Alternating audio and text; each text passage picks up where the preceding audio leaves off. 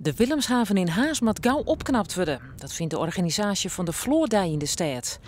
Dat de oornemer die het entrepotgebouw in de haven opknapt uitstel van betelling onvregen had, is een grote teleurstelling. Nou ja, dat is natuurlijk wel een beetje balen dat nu de aannemer zeg maar, zo goed als failliet is gegaan.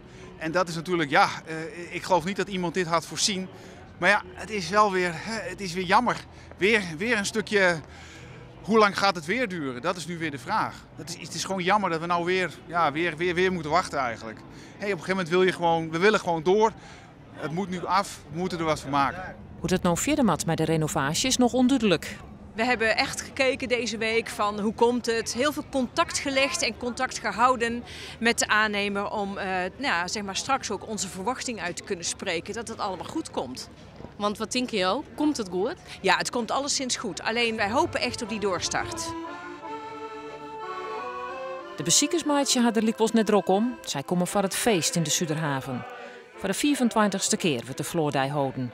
Het viert dat het seizoen voor de Brune Floort weer los is. De skippen binnen echt toegankelijk voor het publiek. Een grote loeker is de Christian Redditch, het schip van de Onedin Line. En dat neemt de mensen mij waarom in de tijd. Denk je ook waarom de Onedin Line? Nou, dat weet je wel, ja. Maar ik zie de kapitein net. Ik ga even schoen op het achterdek, maar ik ga hem net schoen. Hier er eigenlijk ik wezen, Matt. Ja, dat denk ik wel, ja. Ah, dat weer een prachtig avontuur altijd. Captain Bain zie je daar, nou, die bootsman weer dat ook. En dan er ging altijd wel wat mis. En dat was altijd wel extreem spannend, vond ik altijd. En wat vond jou het mooist? Nou, al die kleinen zo, en in de oude havens en hoe het daar ging. Ja, dat die iets, we zouden van hoe ken het al hier. En, ja.